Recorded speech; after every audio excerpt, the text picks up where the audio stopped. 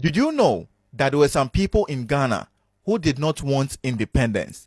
They preferred to be ruled by the white man instead of the black man, specifically Dr. Kwame Nkrumah. This thing started as a normal campaign and then later became physical. After Ghana gained our independence, I was thinking all the struggles was over, but guys, that wasn't the case. I was shocked to hear that obstacles that were faced after the independence was a journey on its own. The above information is what brought us to the title of this video, The Untold Side of Ghana's Independence. Wow, this is serious. But then guys, let's watch this video together and share our thoughts. Let's watch. Did you know that there were some people in Ghana who did not want independence? They preferred to be ruled by the white man instead of the black man, specifically Dr. Kwame Nkrumah. Now let me explain. After the 1954 elections, and then the cabinet became all African, for the first time, Kwame Nkrumah requested for Ghana's independence because that is what had been promised by the British. Now, several discussions took place after that regarding the granting of independence. And it was agreed with the British government that if we won the 54 elections, independence would follow. However, there were people from the Ashanti territory who did not like the independence. They requested for a federal constitution where they can be on their own. They did not like the idea that most of the decisions were made in Accra, especially for the prices of cocoa. So the cocoa farmers were the people who started, and then they were joined by the traditional rulers. They formed a party called the NLM. As we were determined to deliver Ashanti and part of country from Nkrumah, we were also determined. I've told them that I don't want you to be violent, but when anybody attack you, try to defend yourself. I told them of the burdening tyranny that we could foresee ahead. I told them why we had struggled for independence.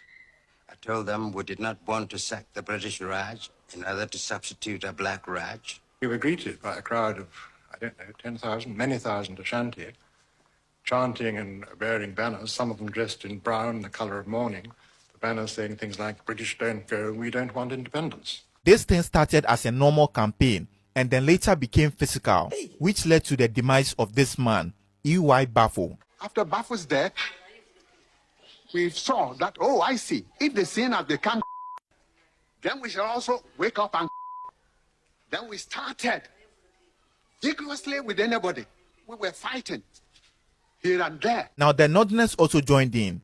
Now the Northern people also joined in. For them, they didn't want the British people to go because one, they had offered to protect them from other tribes who were invading their territories. And then two, they had also promised to help them build their community. They believed that the white man can never lie. When the chiefs of the northern territories entered into treaties for protection with the British Crown, they told our fathers to look to them and that they were going to lead them step by step into a prosperous and happy country.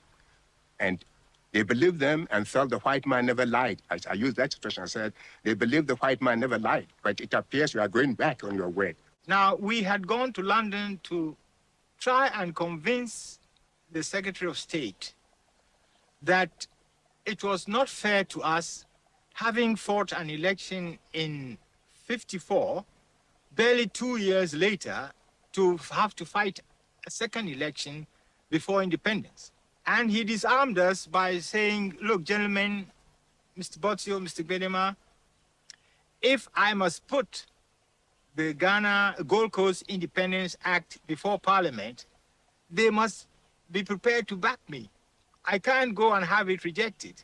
And their condition is that they would like to hand over to the majority party in the country. The 1956 election happened, and then the CPP won again. Now the discussion for independence had to begin, but then the NLM refused to show up for meetings to discuss the independence. The Ashanti people were really angry. They even wanted to separate themselves from the Gold Coast. And so they introduced the slogan, Yate Ehun. After some back and forth, they finally came to an agreement that if Ghana is to be granted the independence, then it has to be demarcated into regions. If we accepted any ideas about regionalism at all, it was just a sop to get independence brought to us or given to us. But we never really intended to divide the country up. Freedom! It is now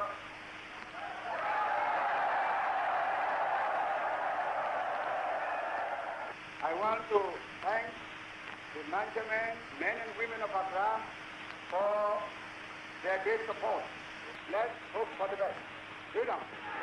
If this is what truly happened, then our forefathers suffered, and it's annoying we are still suffering indirectly.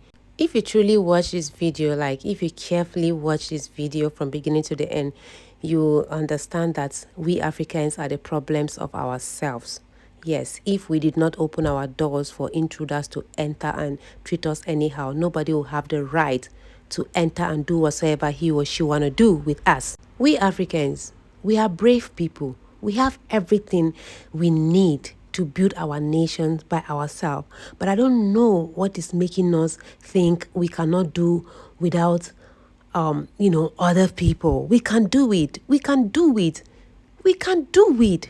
Like, I never knew that after gaining independence, Ghanaians went through this. Like, why? People are so selfish. You are so selfish. Maybe because of the small money they are getting from our colonial masters. That's the reason why that person still want them to be ruling. They want to be rich. Only me and my family.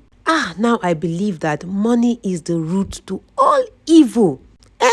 So people still want white people to oh Jesus, like this thing really, I was shocked to say this. I was shocked to say this, and there's no way this is not the truth, because this guy brought out facts.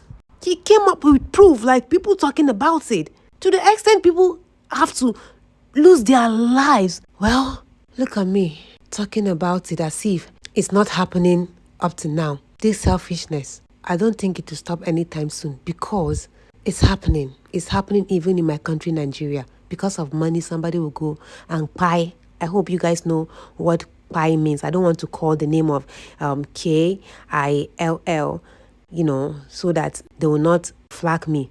People are buying people, buying their brothers, buying their sisters, buying their girlfriends. So what am I even saying, guys? What did I even know? What did I even know? This my big mouth will not even shut up. All the time I will be talking. Enough of the talk. So this brings me to the end of my video. I love you guys always. Bye-bye.